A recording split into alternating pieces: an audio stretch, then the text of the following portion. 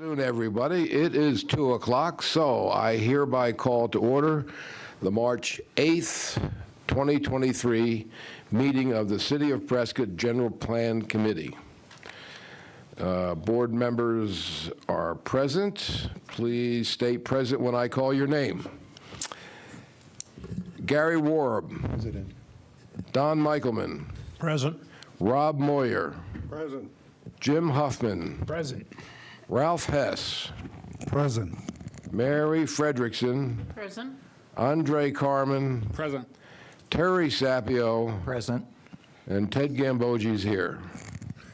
So we're missing James McCarver and Deborah. This is an open public meeting and is being recorded by the city. The proceedings are being televised by representatives of the public media, the public, local cable, and/or radio stations, and may also be rebroadcast. The number of board members present is 9, so that will require 5 votes for majority. Is my math correct? Yep. All parties wishing to be heard, including committee members, are required to state their name prior to speaking in order to ensure proper recordation. Members of the public are required to state their name and their address for the record so that we may know who is speaking and be able to contact them at a later date if necessary. I'm glad to see we have some members of the public here, and I hope for those who are online, the next meeting you come down, because we'd like to have you here in council's chambers.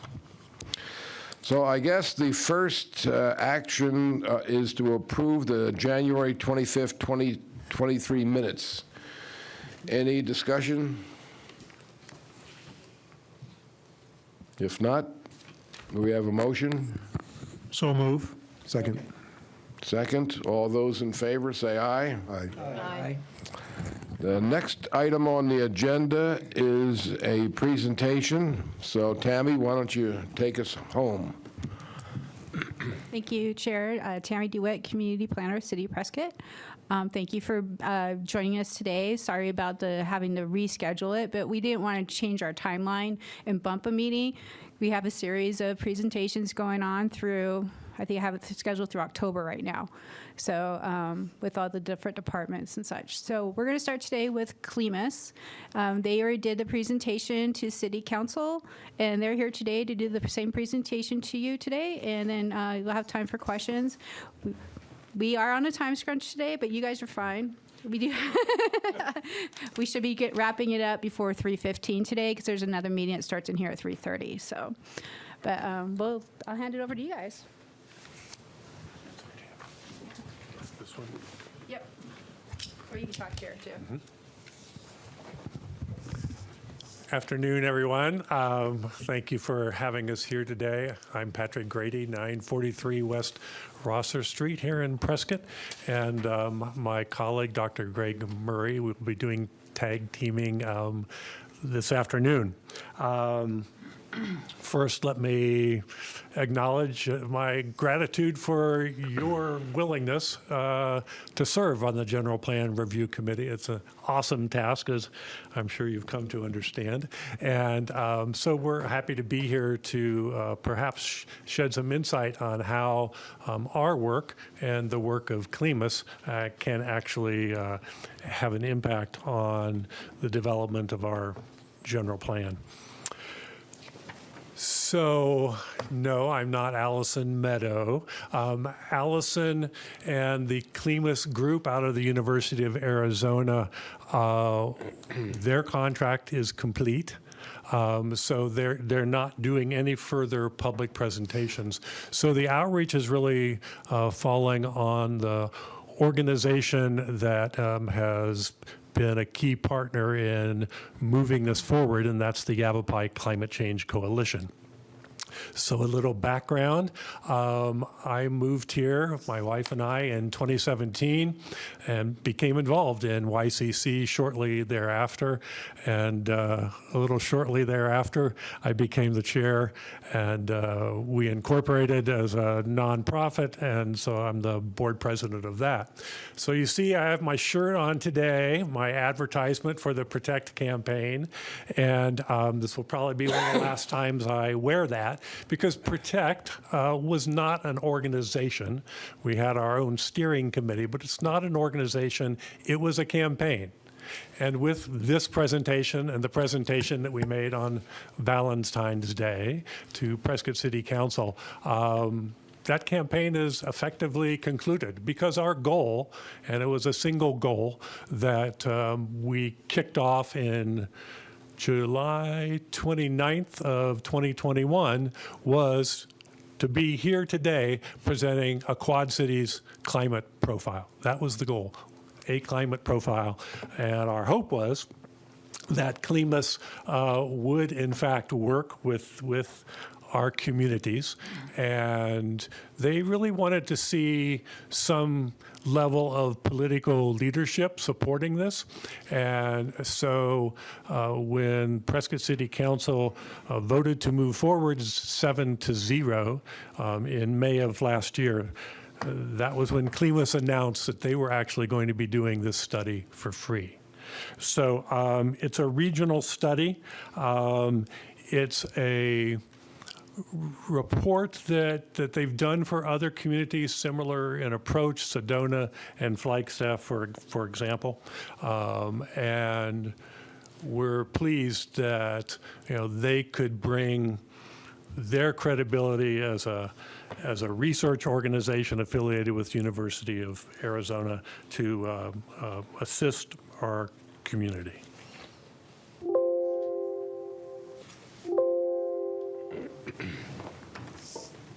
How do I go back? Should be able to go back this way. Whoops. Okay. So this gives you a little bit of background. I only want to point out here that they are funded through the National Oceanic and Atmospheric Administration. And as I said, they've done several plans around the country. So in February, we released, along with CLEMAS, their climate profile for the Quad Cities region. And at the same time, which had been our plan for months and months throughout the process, was to actually then present, so what would or could a community do in order to actually implement some of the strategic directions and counsel that we were provided within the body of the profile. Patrick, would you entertain questions along the way? Absolutely.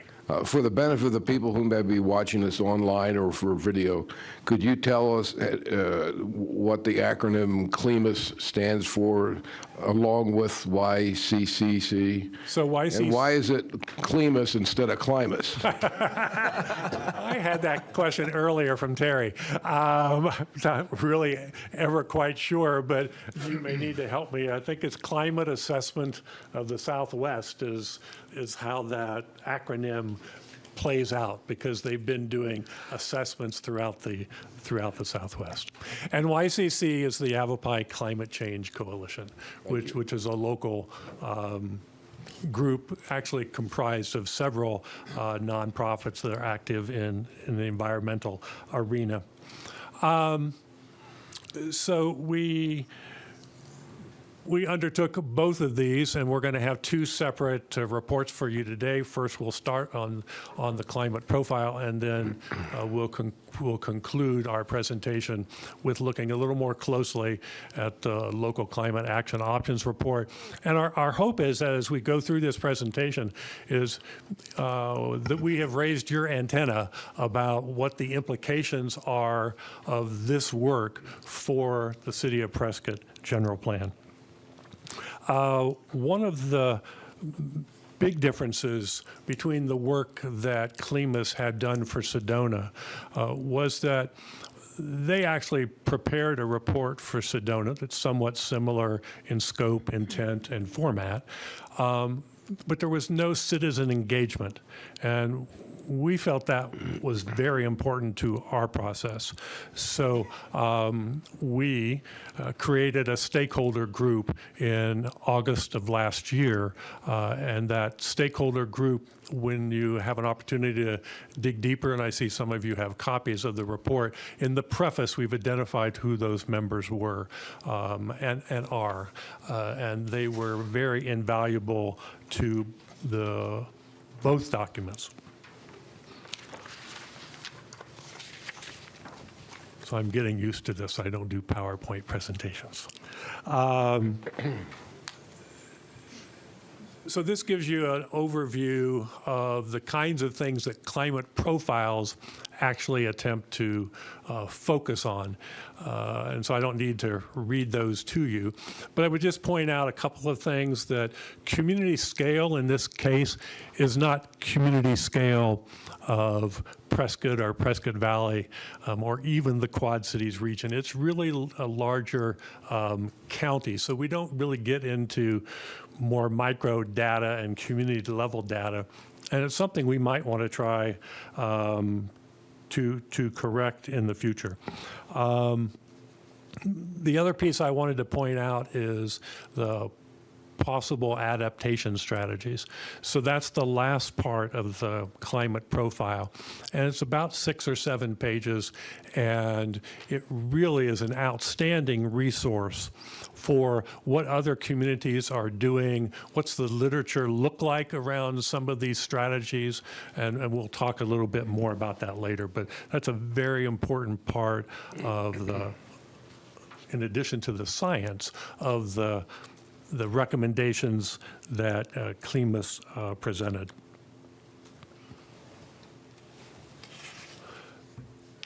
So one of the outcomes of both those reports is we created the Quad Cities Climate Action Hub. And so just bear in mind, it's not the Prescott Climate Action Hub, it's the Quad Cities Climate Action Hub. And our hope is that the Climate Action Hub will not only be a repository, which it currently is, of those 2 reports, but that we, in collaboration with other partners, will be identifying things that, one, we could be working on, or things, as you'll hear about in a few moments, we are currently working on. As an example, sorry, I'm still waiting for my glasses from Costco. If you look at the bottom of the slide, the Northern Arizona Climate Change Alliance is working on electric vehicle campaign.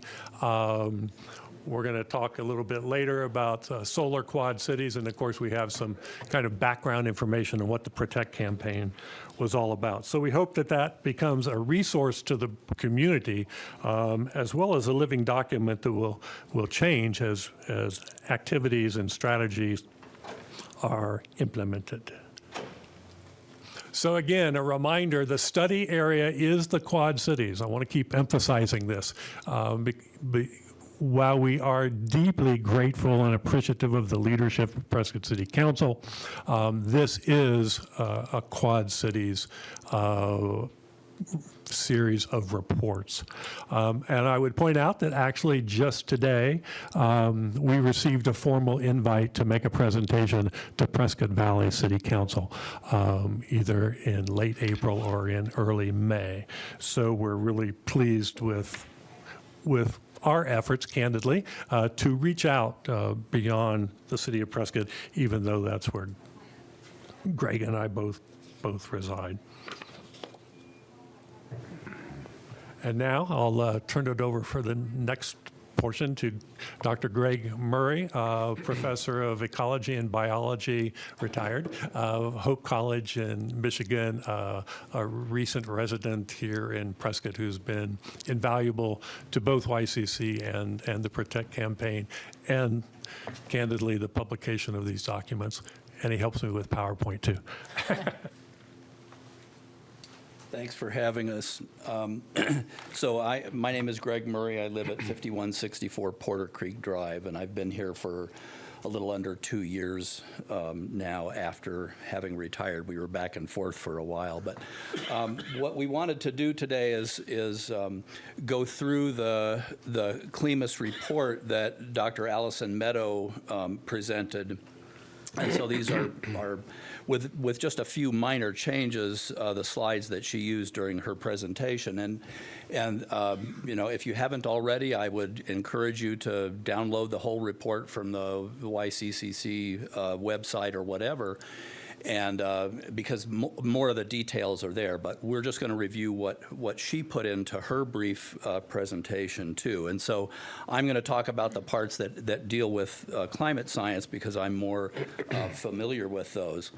But so one of the things that they presented here is an instrumental record of recent temperature trends in our region. You can get these for any region in the, you know, on the planet, but this is really centering on the Prescott AMA, so, you know, really what the Quad Cities area is encompassed by. And as is true for global temperature, the trend in the Quad Cities region is an unmistakably increasing temperature from the past. On all of these, there's going to be a baseline that's written into them, and that's the 1961 to 1990 average. And the CLEMAS report uses that 30-year period as a baseline because it's long enough to allow comparison with the present and the recent past, for that matter, and it allows some context with respect to the recent past going back over a century. And you can see from this one, for example, that the temperature has been increasing in the recent past. And I see my pointer's not working. Dr. Murray, Yes. right here. Where are the temperatures measured? So these temperatures are, they're condensed from temperature records that are available from a wide area. These are probably a composite from the airport here, which is one of the reporting stations, and probably one in Prescott as well. But they have to put these together because they're slightly different in different places. Those details are contained within the report. But these are based on, and we're going to see the results or predictions from some of the modeling as well. And those are models that have been compiled by the IPCC and the National Climate Assessment. Dr. Murray, go you ahead. mentioned that the reference period was 1961 to 1990. Yeah. And can you give a little more explanation on how that was chosen? Because when I look at these charts, and I went through all 75 pages in detail, that period, 1961 to 1990, was one of the cooler periods temperature-wise, and it was one of the rainier periods water-wise. So how did that get picked as the reference period? So not having worked with CLEMAS myself, I can't tell you exactly why they chose that particular period. They could have chosen a 30-year period from 1890 to, to 1920 as well. And these would all look slightly different, but they wouldn't look terribly different. The trend line is what's really important here. And if we went, that's actually a source of controversy among some people that are involved in climate modeling. Which baseline period do you pick? I mean, we can, and I've seen people go back and pick a baseline where it was unusually warm and show that temperatures are actually decreasing. Suffice it to say that you have to pick some baseline if you're wanting to put, you don't have to put a line on there at all. You could just put the last 100 years on there. And you're seeing the same thing. Where the baseline is important, I think, is when you're trying to make a projection for how much hotter might it be in the future relative to sometime in the past. Then you have to pick a baseline. But the figures will show, regardless of where the baseline is, the figures will show where the trend line is. So I don't know why they chose that particular one, but they did use the same one for Sedona and for Flagstaff as well, because they're trying to show something that will provide historical context. And historically, that was also the time period when the headlines in the papers about climate was that we were going into another ice age. Well, I could speak to that. That's a myth. That's not true. Those headlines don't exist? Yes, they do, but there's no scientific basis for them. If you want to correspond with me, I've actually written about that. Okay, Yeah, that came from a single Newsweek article. okay. A single Newsweek article that misrepresented what one climate scientist said. And, Okay. and of course, it got blown up. Anyway, so there's a pretty clear record of temperature increase in the recent past. We see the same sort of record if we're looking at other places too. But this report is sort of crafted for our particular area. Here's the instrumental record of recent precipitation trends in our area. And again, it uses that 1961 to 1990 average. The bars represent individual yearly totals. And of course, you can see the shaded areas that show periods of sort of extended above normal or above or below normal, using that same baseline as what we're considering normal in this case. And so obviously, there have been periods of higher than baseline precipitation, and now, of course, we're in an extended period of lower than baseline precipitation, as we all know. So, in terms of anticipated changes we might expect to see, the next several slides show a bunch of the projections from, for both temperature and in one case rainfall. Under different scenarios of greenhouse gas emissions. These are the kinds of results from climate modeling that's been done for at least 30 or 40 years now that I personally remember. That's been done by climate scientists all over the world, and they're usually summarized in the IPCC reports and the National Climate Assessment that's done by the U.S. government. In this case, we're going to show, and they actually show in the report, in some cases, the results of 3 of those scenarios. The ones that they put into the report here, the PowerPoint, are only 2 of those.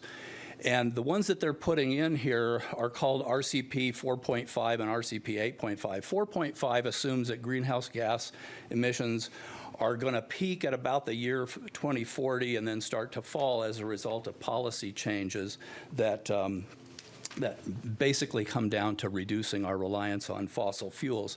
The RCP 8.5 scenario assumes that we continue to do things without, as we have been doing, and continue to increase the rate of greenhouse gas emissions at the same rate that we have been. Dr. Murray, Greg is fine. could you explain how we come to the term greenhouse gas? Because it doesn't come from a greenhouse, and it's the opposite of green. Well, in a way, it is green, actually, because one of the primary greenhouse gases is carbon dioxide, and without carbon dioxide, plants can't produce the things that we all Okay. depend on. The greenhouse part comes from the fact that this is actually summarized in the report in the first few pages about the general climate system. What happens is the Earth receives sunlight over a broad spectrum of wavelengths, and those those heat up the Earth, and then the Earth re-radiates heat back out into the cosmos.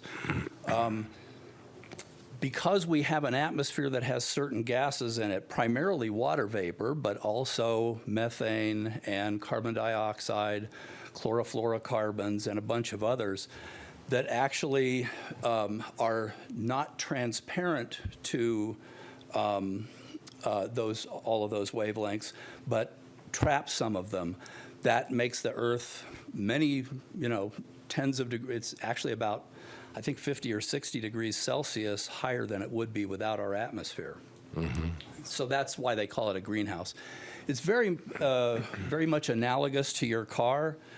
If you keep your car's windows rolled up on a hot day, the sunlight comes through the transparent windows. We use glass because it's transparent to the visible wavelengths, heats up the inside of the car. The inside of the car re-radiates that heat, but glass is not transparent to infrared, what we call heat. And so the car gets hot. So greenhouse gases operate in much that same fashion, and it's pretty simple physics that's understood to many decimal places in all of those measurements. So anyway, all of these figures are going to use those two scenarios and compare them. And so here's, for example, what they projected, and this is the result of 32 different climate models that are all shown on the same figure. What you can see in this case is projected annual temperature for our area, again, showing where that 1961 to 1990 baseline is down at the bottom. And in every case, the solid line represents the average projection of those 32 different climate models using the very same inputs. And the shaded area represents the range of the predictions from those 32 projections. The gray area over towards the left is actually from running those models backwards. And when you run them backwards, then you can compare them to the temperature record that we actually have measured, and you can see that there's a pretty good correspondence there. That's one of the ways in which climate models are sort of verified. And so if you look over toward the right, you'll see by 2050, the region is projected to be about 4 to 5 degrees Fahrenheit warmer, depending on which of those emission scenarios you're looking at. And by 2100, our region could be up to 11 degrees warmer. That is about 65 degrees Fahrenheit annual average. And that's under that 8.5 scenario if we don't do anything different about our emissions. This one is for days above 95 degrees Fahrenheit. And so the color codes for the emission scenarios are the very same as they were in the last one. And you can see that we've seen we've seen about 20 days per year above 95 degrees recently, up from about 8 days per year between 1961 and 1990. By 2050 or thereabouts, the projections are for 35 to 40 days above 95, depending on the scenario you're looking at. And by 2100, the projections are for 50 to 95 days per year above 95 degrees, again, depending on the emissions scenario that we're looking at. Here's one that people don't often look at or think about, but this one actually is pretty profound. These are days below 32 degrees, where the minimum temperature reaches 32 degrees or below. Of course, higher temperatures overall mean fewer cool days during the winter. And from 1961 to 1990, our area saw an average of about 133 days per year when the temperature was 32 degrees or below. But that's already dropped to about 115 days per year. By mid-century, we can expect that to drop some more to 95 to 100 days per year and to between about 55 and 90 degrees by the year 2100, again, depending on the emissions scenario. By the way, the reason why people really focus on carbon dioxide rather than one of the more important greenhouse gases, water vapor is much more effective as a greenhouse gas than carbon dioxide. But that's one that hasn't been changing. Methane is, depending on its elevation in the atmosphere, 20 to 40 times as effective as carbon dioxide as a greenhouse gas. That's one of the reasons why people are worried about leakage from natural gas extraction, mining, and stuff like that. But the reason why we focus on carbon dioxide is that's the one that human activity has been changing, not only by burning fossil fuels, but by deforestation, especially in the tropics, and by some other mechanisms as well. Greg?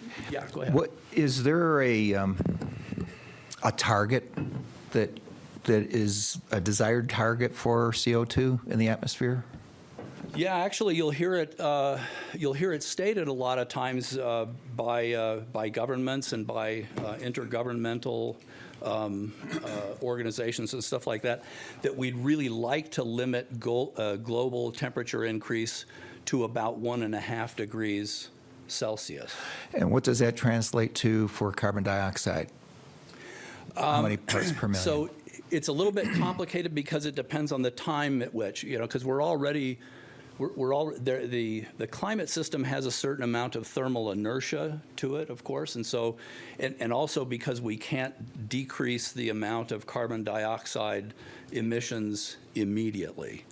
So that RCP, the one that's actually not shown in this one, the RCP 2.5 or 2.4 scenario, is one that is predicated on if we were to limit carbon emissions right now, actually by about 5 years ago, limit it to 2005 or so levels. So we've already passed that one. We can't get there.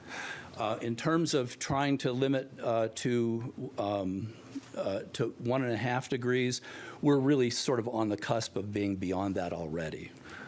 Okay, well, right now we're at 420 parts per million. If you could turn a thermostat on the wall and set the CO2 level to where you want it, what would that number be? Well, I would set it back to about 390. 390, okay. And What it was historically, during most of human history. most of human history, okay. Although, just a tiny fraction of Earth history, though. Absolutely. The Earth at some times has been much warmer than it is now. The Earth has been cooler than it is now. And if you look at the correlation between carbon dioxide concentration in the atmosphere, there's a very high correlation between global temperature and carbon dioxide, because that's the thing that has changed the most. So 390 parts per million would be the ideal number. Well, not ideal, because we can't get there anyway. But so the carbon dioxide concentration responds to a whole bunch of different things, including volcanic eruptions, human activity. The thing that we have the only thing actually that we have control over, however, has been human activity.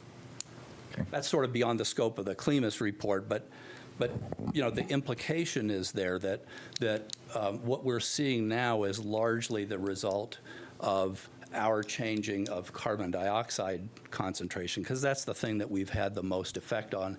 And you start to see that change with the Industrial Revolution. Okay. Yeah.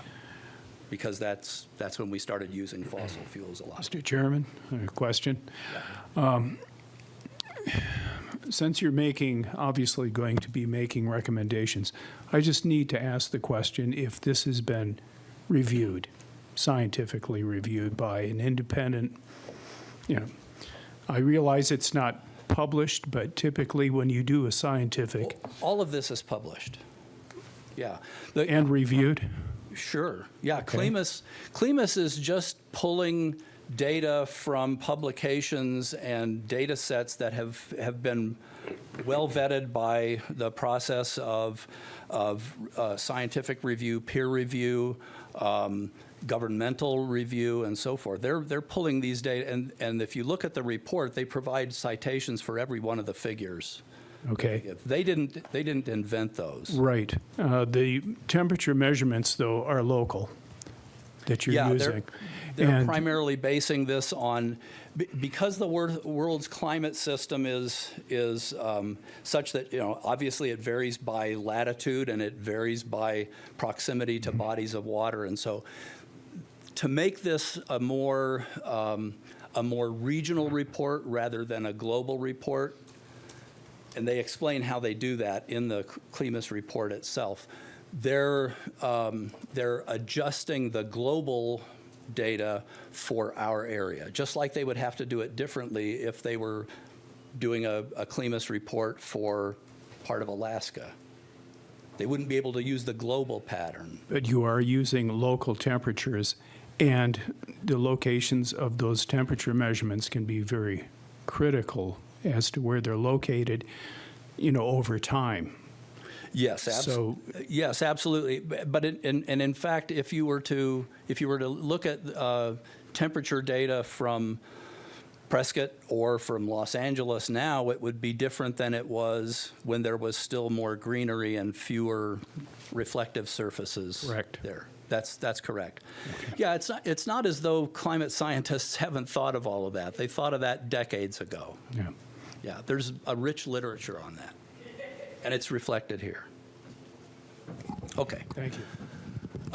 So anyway, when we look at these temperatures going down, we're talking about having far fewer cold days. Now, what that might seem like is a good thing in terms of lengthening the growing season, and I'm sure that like me, all of you are thinking it's been awfully cold this winter. I haven't got as long a baseline here, but it's certainly been colder here this winter than it was last winter. But the other thing that's going on with this is that as you increase the length of the growing period, you actually put more water back into the atmosphere via the combination of evaporation and what's called transpiration by plants. Actually, lots more water goes into the atmosphere from plants than evaporates from swimming pools or lakes or anything like that. Plants are much more effective because they have a much larger surface area at putting water back into the air. That makes the soil even drier because as we're going to see, we're not expecting higher rainfall. So that's actually a really profound pattern there. Here's the projections for precipitation, and this is really interesting because we've been in a drought and so forth, but the projections are not for a great change in the total amount of rainfall, but instead for changes in the character of the precipitation. What we're expecting is about the same total yearly or these models are expecting about the same total amount of precipitation over time, but that it will be concentrated in fewer but more intense rainfall events, and that we'll have more dry days. That'll exacerbate the problems with soil moisture and so forth. We'll probably have more rain instead of snow, and so we'll have more rapid runoff because of the temperature being higher. And again, leading to more drier soils because of the increased evaporation and transpiration. So that actually is a pretty scary prospect. Now, I can understand how you can project more rain than snow based on your earlier graphs. How do you project fewer rains but more intense rains? I'm not a climate modeler, and so I can't tell you exactly why those projections are the way they are. However, I think what's probably involved is the fact that with a warmer atmosphere, warm air can hold more water.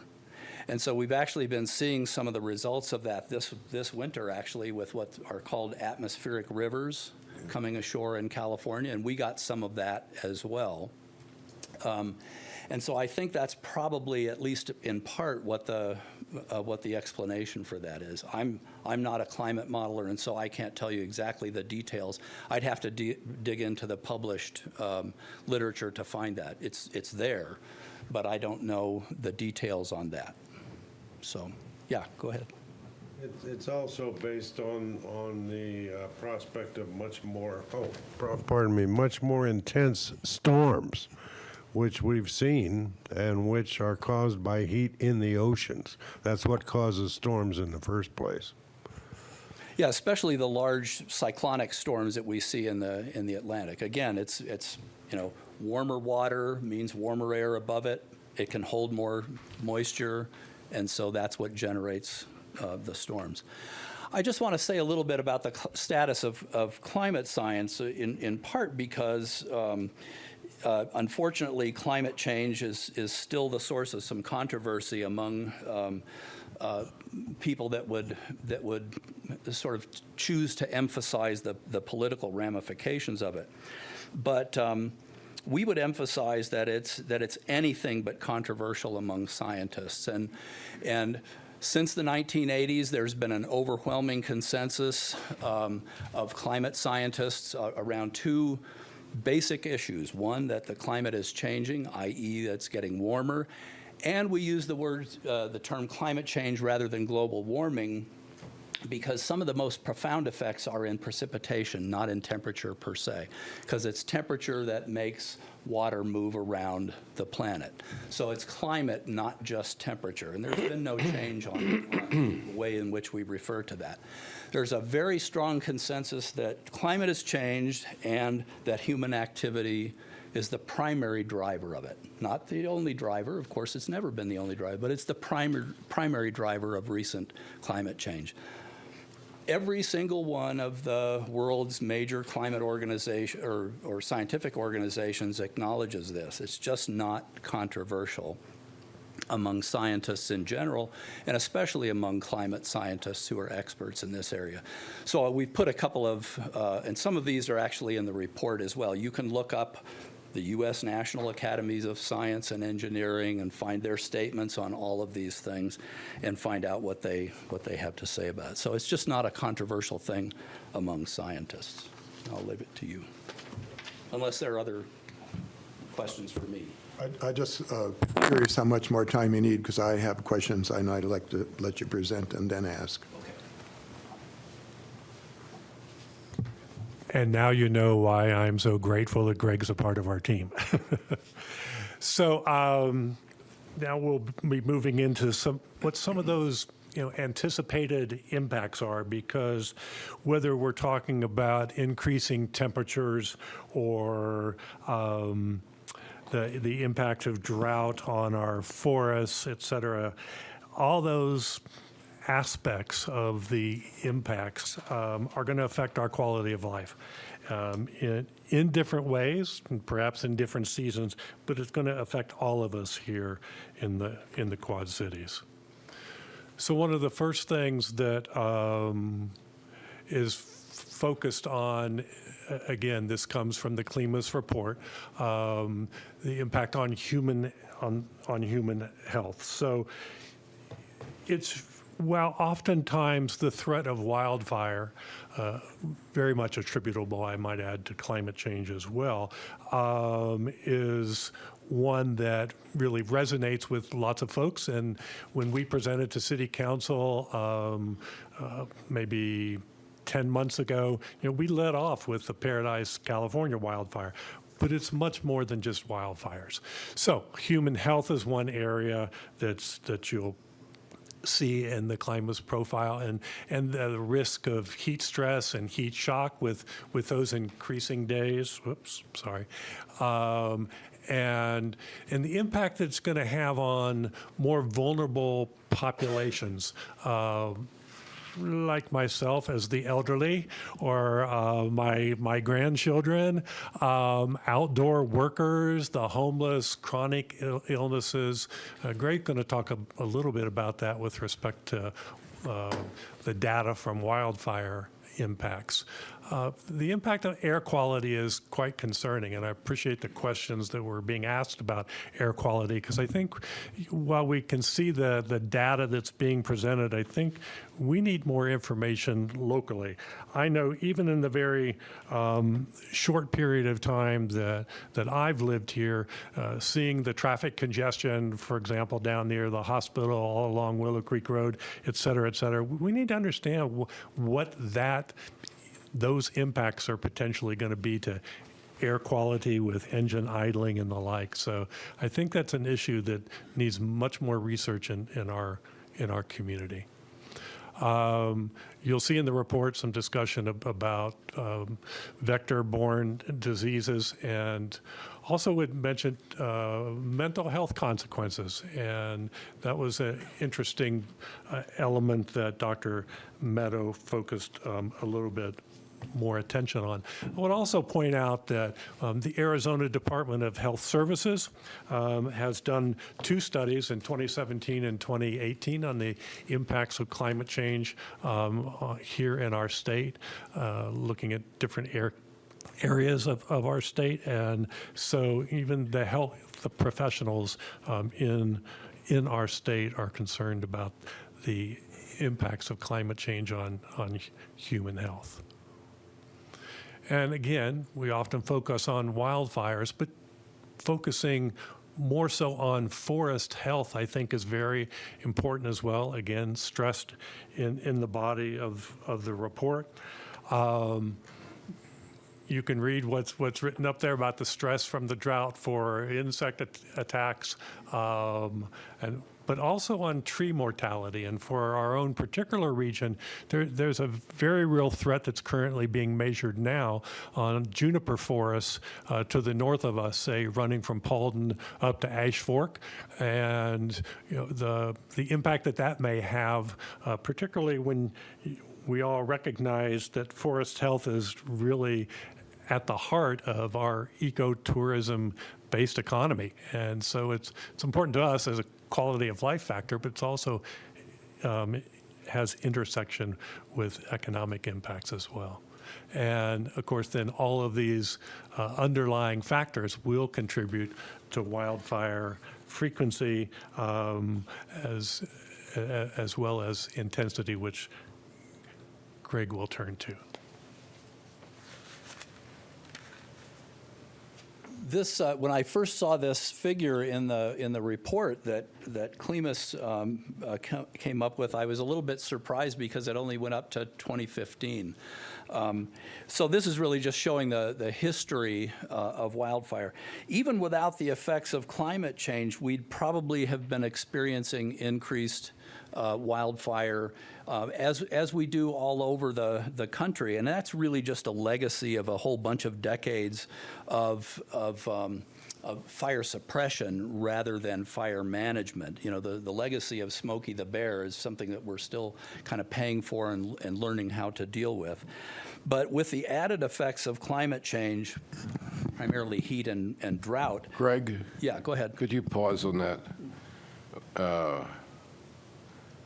The part of the graph that says we'd have more fires without any climate change, and you made some reference to Smokey the Bear and fire suppression.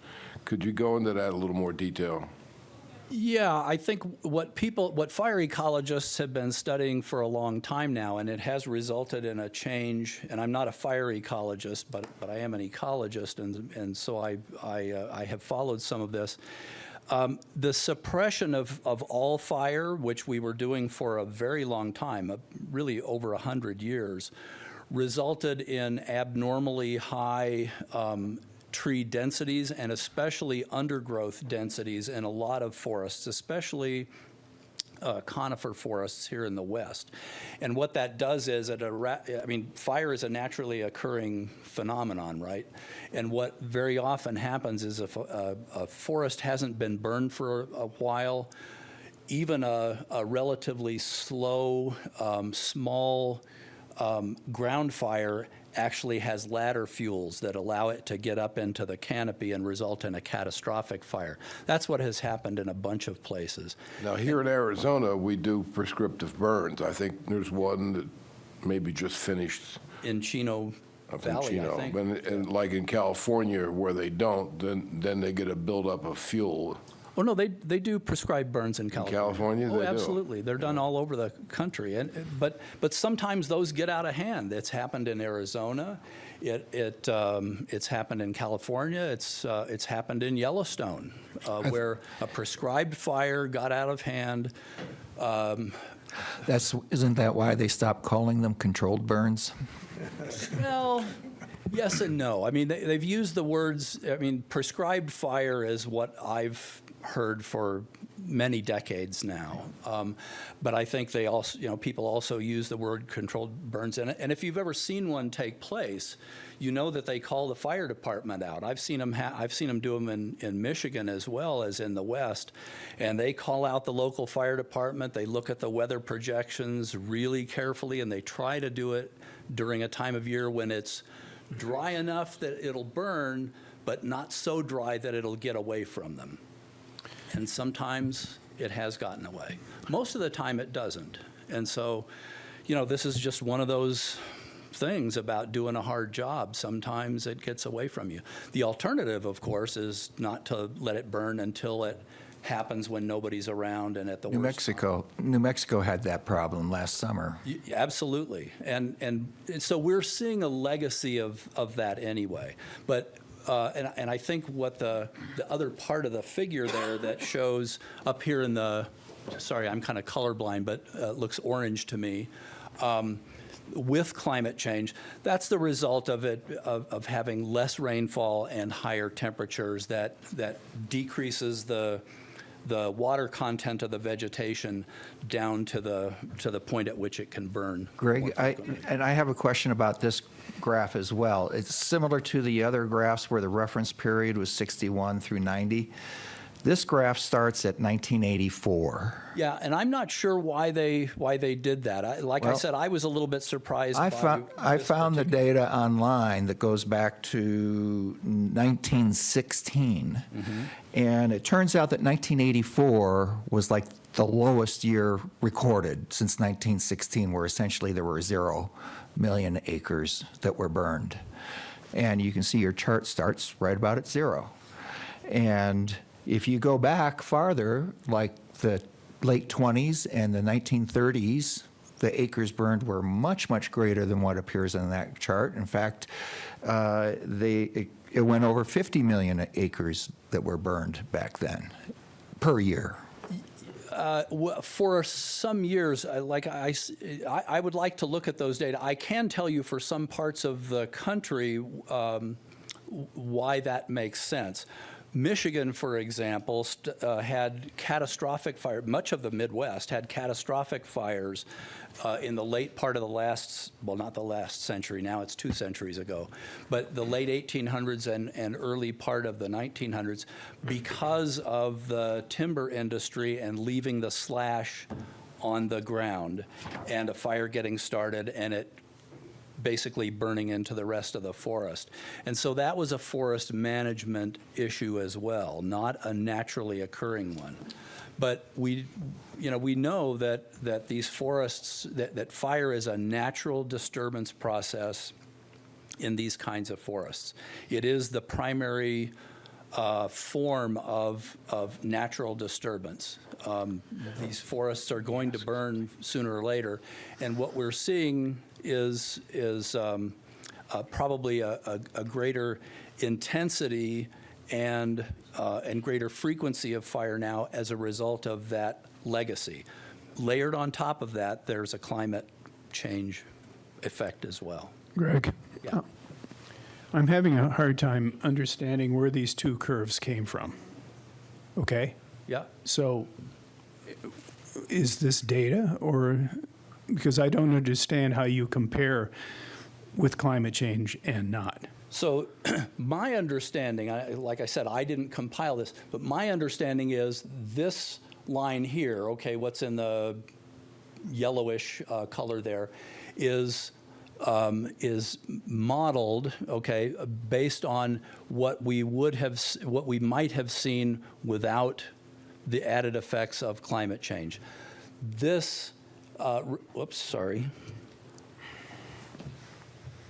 this record up here is the observed. Okay. I think Thank you. that's, yeah. Okay.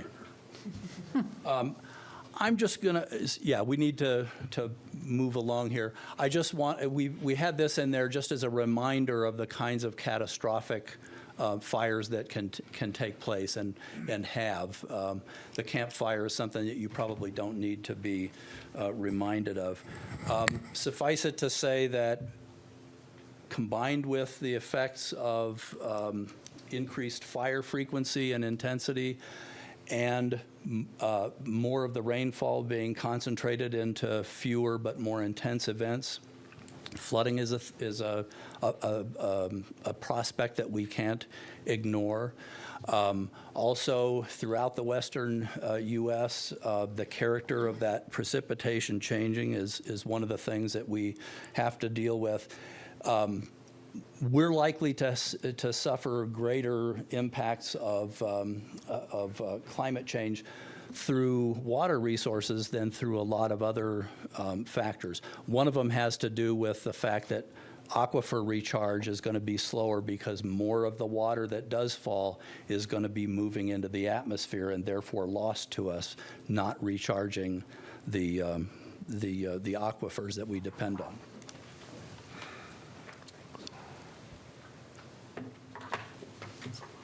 So our goal in the 15 minutes remaining to us is to maybe do 10 more minutes, couple on closing off the CLIMAS profile, and then going into our local action options report, and we'll figure out a way together to limit that so at least there's some time for question at the end. We only have 15 more minutes tonight, total, so I'd like to ask some questions.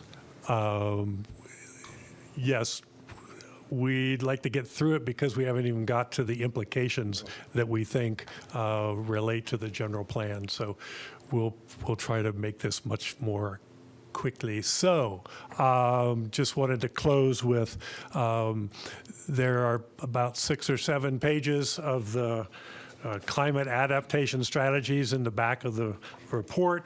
Again, it's an excellent resource. It looks largely at strategies focusing on wildfire, flooding, and water resources. Agriculture is in there, but we talk a little bit more about it from a ranching perspective. And I just would like you to see that 2 things stand out to me. One is it needs to be a process that's inclusive of stakeholders, so it's not just an academic treatise, and also that it's a circular going both ways to look at different risks and vulnerabilities and evaluate steps that a community may be taking, and then reassess where we are. So it's the climate adaptation strategy part is the part that our communities need to focus on. And so that's, again, why we put together the Quad Cities Climate Action Hub, so that there would be, again, a resource for different communities, because not everybody is going to be at the same phase in terms of what they would like to focus on, and we'll touch on that a little bit. But every community is unique, and every political body is uniquely different, and they'll have, some will be interested in X, some will be interested in Y, and that's what we'll try to do is through the hub is create a broad swath of information so communities can make the best choices that work for their community. So we'd like to move right into the other, and we're going to do it very quickly because we do want to leave time for Gary and other questions. I appreciate the questions we had on the science. Actually, if you listen to Allison's presentation, it took about 20 minutes, and there were no questions. So thank you for your attention to that particular piece. So you have a copy in front of you that we printed out and brought today. So the idea was obviously not just to stop with a study of what climate impacts look like, but rather what would those implications be, for our communities and for various action options within the region. And then today, looking at it perhaps with a perspective on what that might mean for the Prescott General Plan. So what we again, I want to emphasize the working group, but what we have is actually just an excerpt from a list of over 40 suggestions. And we're just going to highlight, we're going to go very quickly through this. We're just going to highlight some of those adaptation strategies. Why don't you go ahead and speak from here? So those are the ones that we're going to be looking at, and Greg and I will tag team. I would just point out that all of these, of course, are touched on except items 4 and item 6. Item 4 is on energy use, and actually energy use is an element of the general plan, for example, in the Yavapai County Comprehensive Plan, and it's something that we're recommending be incorporated into our Prescott General Plan. We'll touch on that in a bit. And then the last one also is not in the CLEMAS profile, which is they touch on it, but we're focusing a little bit more on it. How do you move things forward to increase capacity within our community to address and implement these climate action strategies?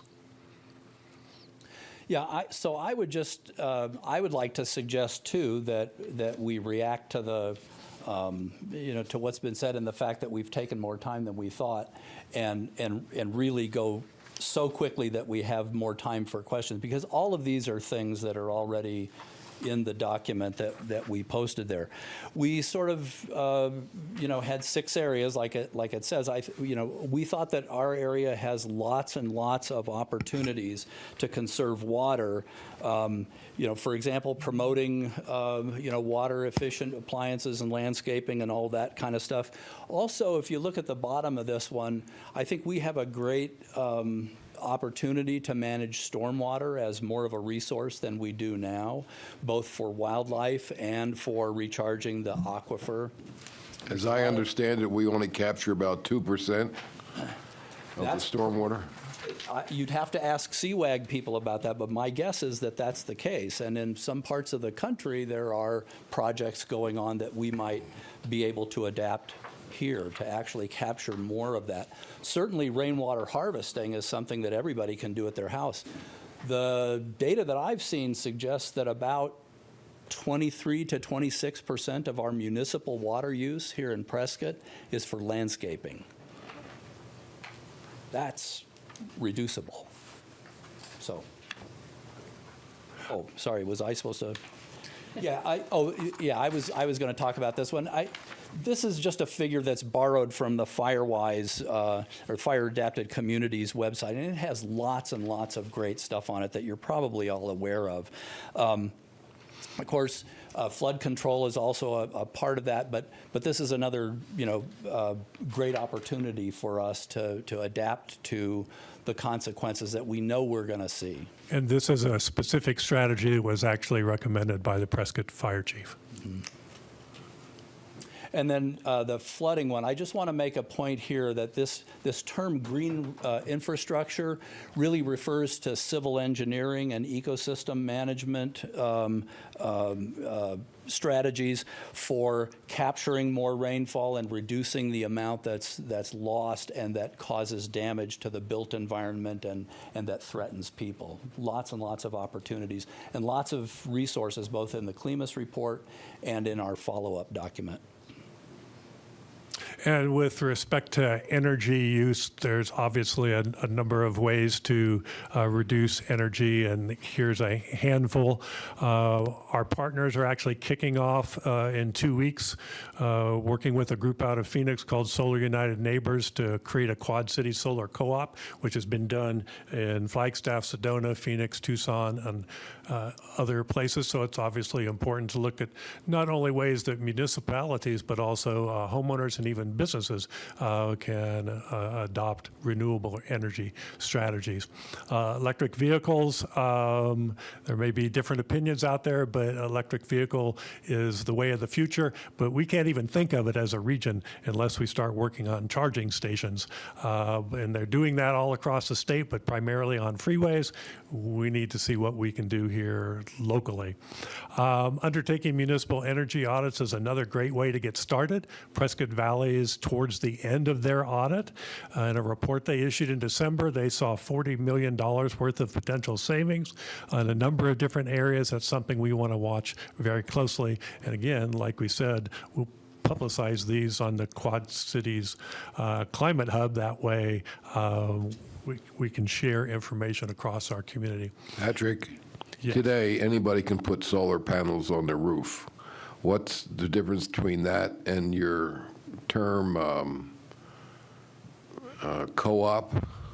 So a co-op is just a group of people that band together and ask the solar installers in their area to bid against one another for the contract to put the solar systems on each of those houses. And so it's been done in a whole bunch of places. You're just playing the companies off against one another to get the best deal. It's not as though all of those homes are going to share power with each other. They're each connected to APS. I know because I have solar on my house. But it's just using the strength of numbers to buy something from the companies. And agriculture and land use, obviously this doesn't affect our community as much with respect to ranching lands, but clearly we need to look at ranching lands and what their impact can be with respect to the ecosystem health. And certainly we're already underway looking at protecting the Upper Verde River and the proposals for the Granite Dells Regional Park and Preserve. 2 more minutes on this. Capacity building. We've got several items within the report. You can see it. One of those items talks about the potential of creating a commission more around sustainability or a citizen body around sustainability. This one specifically says we need to leverage the working group, the partners, again in the preface, that we've established relationships with so we can have increased collaboration and not be siloed from one another in the work that we do together. And to do all that, we think we need to look at that sustainable future and basically find that nexus that maintains environmental integrity, but also expands opportunities for economic vitality and overall community health. So some specific recommendations for the general plan are considering adding a new element on energy use, which we've presented to you maybe 2 or 3 months ago. Also incorporating, potentially, climate adaptation strategies from the profile and from the adaptations report into various elements of the general plan. Or if you all choose to have a separate section, great, but it also can be weaved throughout a number of elements that deal with wildfire, deal with water resources, deal with forest health and ecology. And so kind of a question for you to think about, probably not dealt with today, but where can key findings and projections from the profile best be used to strengthen the general plan? So thank you. Patrick, Greg, thank you. Thank you. And I'm sure we will consider you as subject matter experts in the future. Thank you. Yes, thank you very much, and I appreciate you answering the questions the way you did, and I know I asked a few questions that were probably putting you on the spot, but That's what he you does. answered them very well. Thank you. Gary, you had some We questions? appreciate being here. I think you highlighted some of the questions I have. I want to first throw out a plug. I can't help but do this because it's so relative. Rod, Patrick, and myself are part of the committee for Earth Day. All the things you've touched on today and much more will be covered at Earth Day the whole day, and there will be handouts and reference for information. My question, and you brought that up, for me it's important, and I know that Bryn Stotler was very excited about having climate change be in the general plan. I want to see this addressed in the general plan in a way that gives hope and planning and direction. I think that's really important. And one of those areas extremely important is relative to economic development. Nothing exists without that in it. I could talk about other things real quick. I think it's really important that what we relate to also goes to the development part of Prescott. It's a new term to many people, heat island effect. How do we address that relative to building? When I lived in Florida, the state gave you a manual this thick if you wanted it, how to orient your house so you stop using utilities. My house today with the sun at 1:30 is 142 degrees at the window. I built it. I stood there with a tape measure and a compass and went, oh, perfect. 40 feet of upper windows, absorb it. I don't have the heat on this afternoon. But I think it's really important, number one, that we talk about inclusion of solar. Is that the real solution? Because some people don't think it is the way it's presented. Orientation, but economic development. How do we turn the negative, which some people think, because I think it's the coldest winter. I thought I was living back in Cleveland. But how do we change this into the positive direction so that people go, oh, shoot, I might as well move back somewhere. So thank you. I appreciated what you did. Mr. Chair, I know it's too late to respond to the issue about how does all this relate to economic development. Would you be okay if we put some thought to that, because there are numerous ways, and put something in writing? I'd love for you to do that, because I keep promising Ralph Hess of the discussion that's next on the agenda, and we always come up with a reason why Ralph Hess never gets to have that discussion. So yes, thank you. Thank you. Thank you very much, all of you.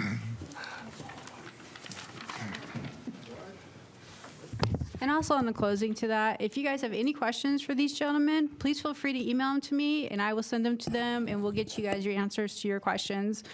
And I also have these presentations on the computer, and I can email them out to you after later this week to be able to look over it again. Tammy, when those questions come in, can you give the questions and the answers to everybody? Yes, I will. Thank you. You're welcome. Thank you. You're welcome. Okay. So I'll just do really quick before we get to Ralph's stuff. Discussion.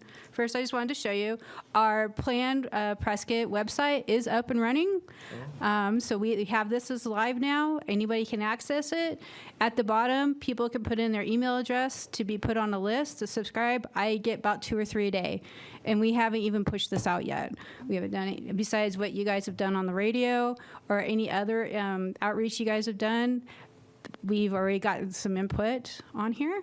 So our plan is that on the City of Prescott's website, I believe that one of these tiles is going to get changed to the general plan update, and it'll be on the front page of the city, and it'll take it straight to the Plan Prescott website. Yep. Okay, and then last thing I wanted to show you was that, so the survey is under public participation. So far, we've gotten 89 people fill out the survey, and that's without being pushed out at this time. So we've gotten some really great responses, and this is kind of how it comes out. It is mapped out where these answers are coming from, because they have to put in their address. So we kind of see where we can map it out. Then we get a bar chart of the answers, and then it comes out with the percentages down below. So this is information we can provide every month to kind of give you an update of how many are responding. This is without doing a press release or pushing it out yet on this part. And then with the general input questions, which we really haven't told anybody about, that's also on the website. We've had 8 people fill these out, and it comes out and we see all their answers. So as we go through, we'll kind of summarize these as we move forward, the questions and the answers we're getting for these questions. And these were just some basic questions. What does community sustainable mean to you? Kind of see what people think. 10 years from, how do you see Prescott? And then things like that. So there are just some basic questions we threw up there just to get some general answers that people can type out. So far, we've gotten 8. That's pretty good without no push so far. But we are preparing a press release right now, and then getting flyers together. We'll have them for your guys' next meeting to hand out. And we are going to be at the Home Show in May. That's a 3-day event where people from all over. We've also We got swag to hand out. You got to have swag, you know?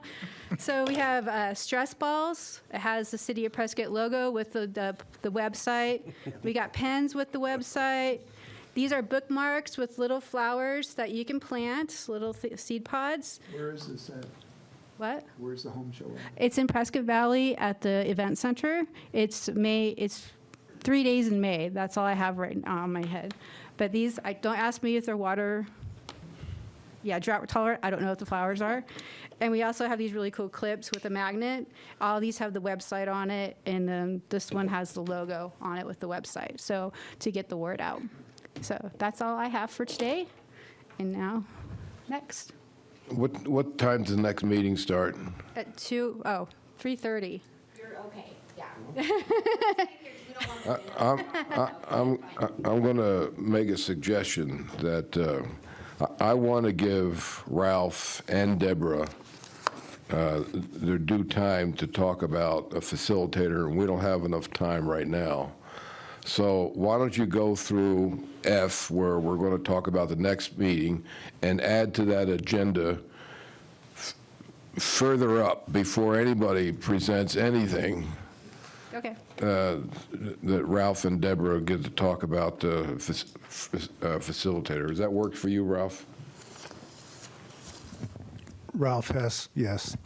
Okay, cool. We'll bump that to the next meeting. We do have Prescott and Fire's already presented their strategic plan to the city council. They're going to be doing it here. Police is just finishing up their draft strategic plan. They'll be ready to present it to you at the next meeting. I already have them in line. We're going to talk about major plan amendments, again, about, the enforceability of the general plan. Well, it's a major plan amendment section that kind of leads that. So we're going to go through that process and look at what constitutes a major general plan and how they're processed. And then we'll finalize, hopefully have the final dates for other open houses that we plan in May and June. So. Yes. Ralph Hess. When we talk about the major amendment provision, is that going to be on the next agenda? Yes. Is that what you're saying? Are you going to include the consideration that I've suggested that we talk about perhaps recommending a charter amendment? And to we'll the look into charter more of review that group? legally, whether it's something that we can do. Oh, thank you. Has it been looked at by legal? And we'll talk about that at the next meeting. Oh, Because it's not agendized right now, so we can't talk no, about it. I understand that. I'm just wondering if it's going to be on the agenda for the next meeting. Yes, it will. All right, thank you. That's why it's on here, major plan amendments for the next meeting. Well, I know, but my specific question is whether the consideration of this committee making a recommendation to the Charter Review Committee regarding possible charter amendment regarding Yes. general plan That'll be amendments. part of the discussion. All right, great. Thank you. Yes. Any other further discussion? I don't have a gavel, so I can't close the meeting, so I entertain a motion to close. So moved, Rod Moyer. All those in favor? Aye. Do that easy.